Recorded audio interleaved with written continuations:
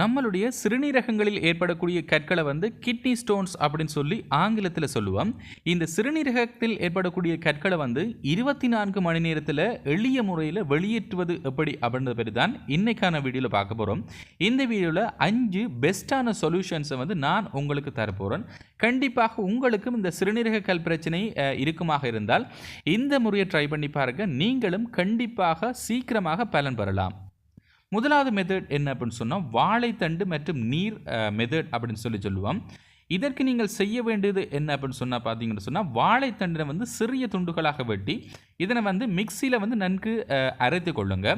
அரைத்ததன் பிற்பாடு இந்த வாழைத்தண்டினுடைய சாறை பார்த்தீங்கன்னு சொன்னால் பிழிந்து எடுத்துக்கொள்ளுங்க.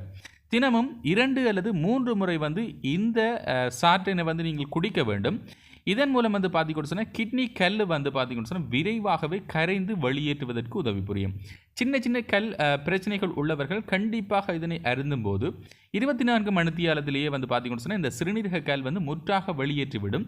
இது கண்டிப்பாக நீங்களும் ட்ரை பண்ணி பாருங்கள். இரண்டாவது மெத்தட் என்ன அப்படின்னு சொன்னால் எலுமிச்சை மற்றும் எண்ணெய் கலவை குடிநீர். இதை நீங்கள் வீட்டிலேயே எளிதாக செய்து பார்க்கலாம். எலுமிச்சையை பொறுத்த வரைக்கும் சிட்ரிக் ஆசிட் பொதுவாக கிட்னியினுடைய கல்லை பார்த்தீங்கன்னு சொன்னால் கரைப்பதற்கு ரொம்பவே உதவியாக இருக்கும். ஒலிவ் எண்ணெய் சிறந்த சிறுநீர் கழிவு பிரச்சனையை பார்த்தீங்கன்னு சொன்னால் தீர்க்க வல்லது. இதற்கு நீங்கள் செய்ய வேண்டியது என்ன அப்படின்னு சொன்னால் 2 தேக்கரண்டி எலுமிச்சை சாறு 2 தேக்கரண்டி ஒலிவ் எண்ணெய் கலந்து குடிக்க வேண்டும். 30 நிமிடங்களில் 1 டம்ளர் வெந்நீரை நீங்கள் பருகி கொள்ள வேண்டும். இது ரொம்ப ரொம்ப முக்கியம். 12 முதல் 24 மணி நேரத்துக்குள்ள சிறுநீர் வழியாக இந்த சின்ன சின்ன சிறுநீர் கற்களினால் அவதிப்படுகின்ற நபர்களுக்கு ரிலீஃப் கிடைக்கும். இது ரொம்ப ரொம்ப எஃபெக்டிவான மெத்தட்.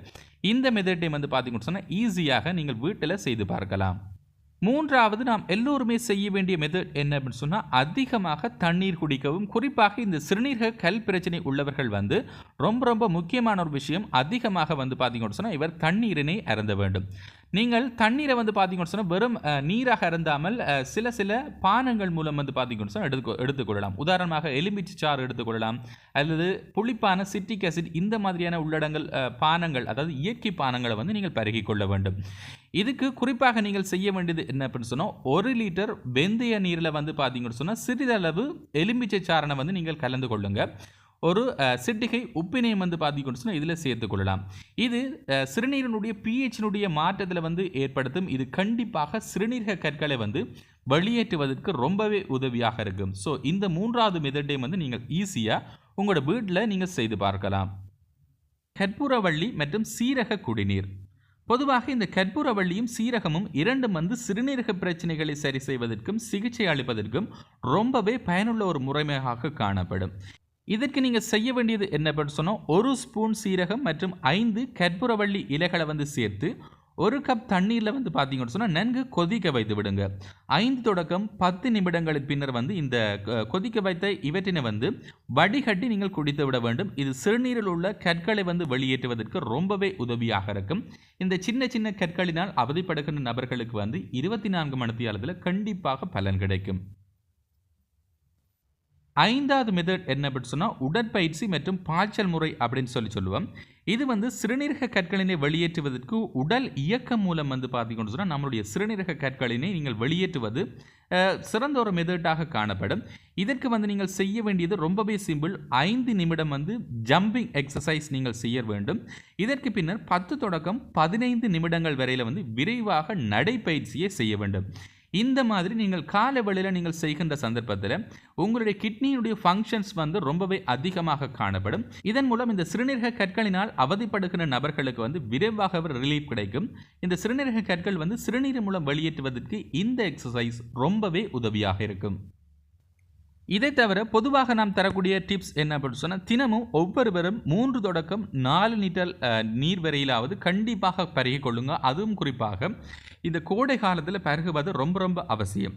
அதிகமாக உப்பு மற்றும் புரத உணவுகளை கண்டிப்பாக தவிர்த்து விடுங்க. இது கிட்னி ஸ்டோன்ஸுக்கு ரொம்பவே உதவியாக இருக்கும். எனவே கிட்னி ஸ்டோன்ஸை வளருவதற்கு இது ஒரு காரணியாக அமையும். இதை கண்டிப்பாக ஞாபகம் வைத்துக் கொள்ளுங்க. குறைந்த அளவு உப்பு, குறைந்த அளவு புரத உணவுகள் எடுத்துக்கொள்ளுங்க. 3வது டிப்ஸ் என்ன அப்படின்னு சொன்னால் உங்களுடைய சிறுநீரின் நிறத்தில் ஏதாவது ஒரு மாற்றம், சில நேரம் கடும் நிறத்திலோ சிவப்பு நிறத்திலோ அல்லது ஏனைய சிறுநீரகம் சம்பந்தமான பிரச்சனைகளுக்கு இந்த சிறுநீரின் மூலம் பார்த்தீங்கன்னு சொன்னால் ரத்தமோ அல்லது வேறைய பொருட்கள் வெளியேறும். இதன் மூலம் மூலம் இந்த சிறுநீரில் வந்து மாற்றம் ஏற்படும். இந்த சிறுநீர் நிறத்தில் வந்து மாற்றம் ஏற்படுகின்ற சந்தர்ப்பத்தில் உடனே மருத்துவரை சந்திப்பதை வழக்கமாக்கி கொள்ளுங்க. ஸோ ஃப்ரெண்ட்ஸ், இன்றைக்கி நாம் பார்த்த இந்த ஹெல்த் டிப்ஸ் கண்டிப்பாக உங்களுக்கு பிடித்திருக்கும், பயனுள்ளதாக அமைஞ்சிருக்கும் அப்படின்னு சொல்லி நான் நம்புகிறேன். இந்த வீடியோவை உங்களோட ஃப்ரெண்ட்ஸுக்கும் ஷேர் பண்ணுங்கள். அப்படியே இந்த வீடியோக்கு லைக் போட்டு நம்மளுடைய சேனலை மறக்காமல் சப்ஸ்கிரைப் பண்ணுங்கள்.